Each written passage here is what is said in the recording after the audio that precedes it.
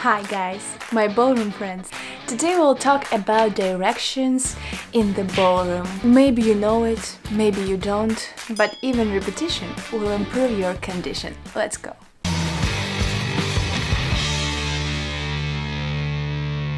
So in ballroom we have a lot of directions.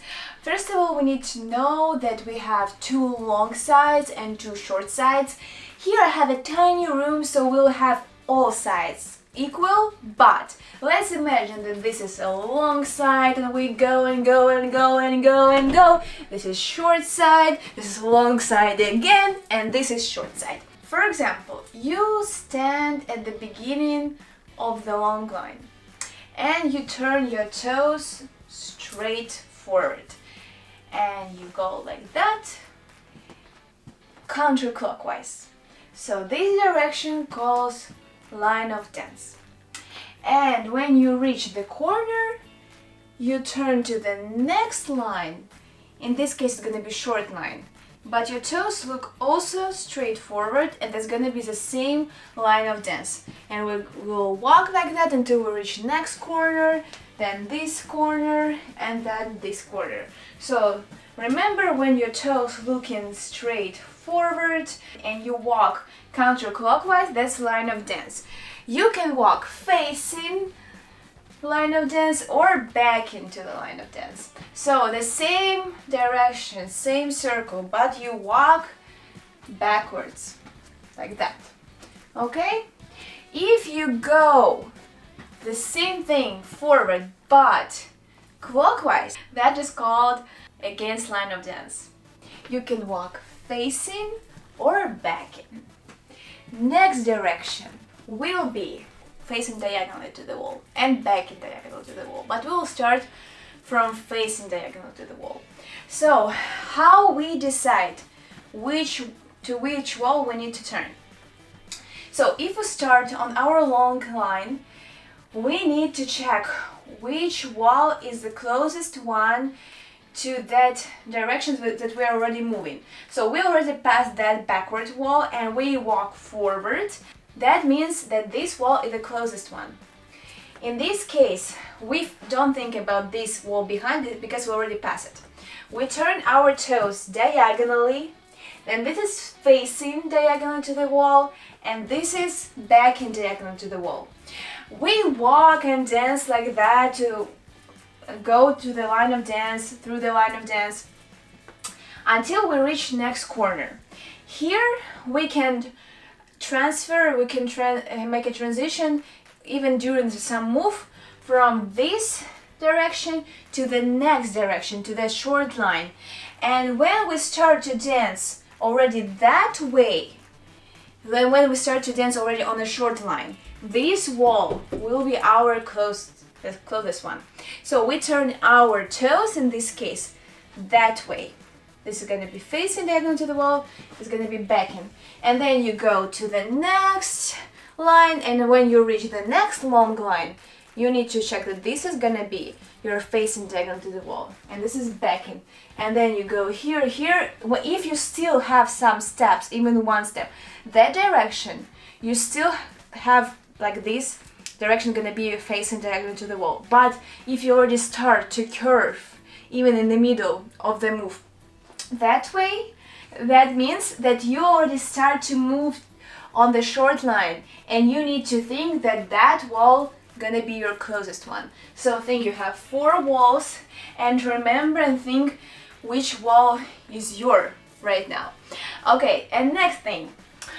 Next direction gonna be diagonally to the center. We also have facing diagonal to the center and backing diagonal to the center. Again, we will start on our long line here.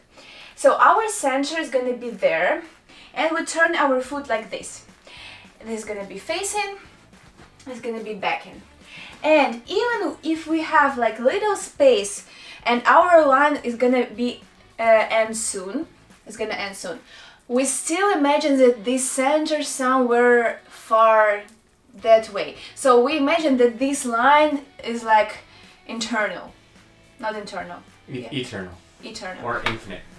Yeah. So we imagine that this line is infinite. It doesn't mean that if you start in the beginning, this is going to be center, and then if you stay here, you need to turn to this center. No, this center is always somewhere there.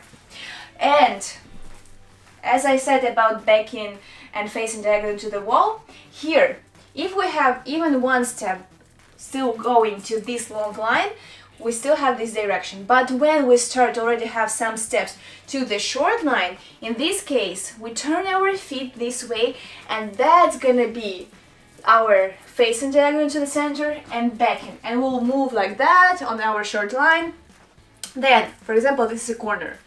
And here, we will redirect ourselves, and that's gonna be our new direction, facing and backing. And here we go, for example, we have one step here.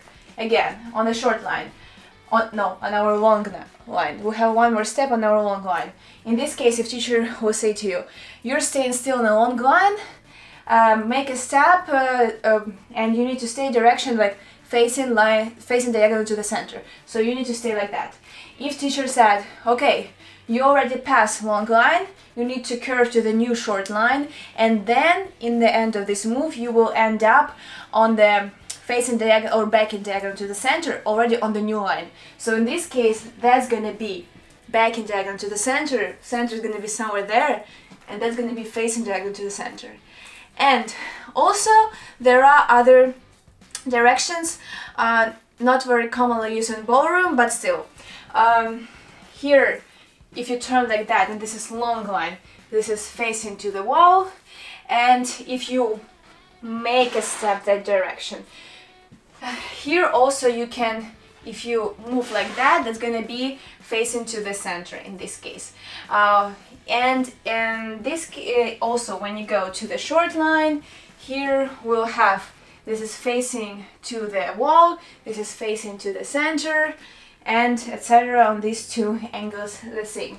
Guys, I hope you like this video, I hope I help you, and share this video with your friends, tell them about my channel if you want, I will be very happy, and let me know down below in the comments what do you want, maybe you want video about the amount of turns or something else. I will be happy to read your comments and respond. Bye.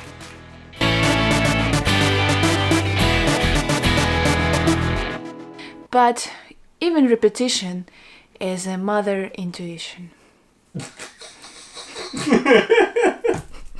So if you walk clockwise, remember that is counter. If you walk clockwise, again, if you walk clockwise, remember that is what? What is that? Against line of dance. If you stop, if you walk clockwise,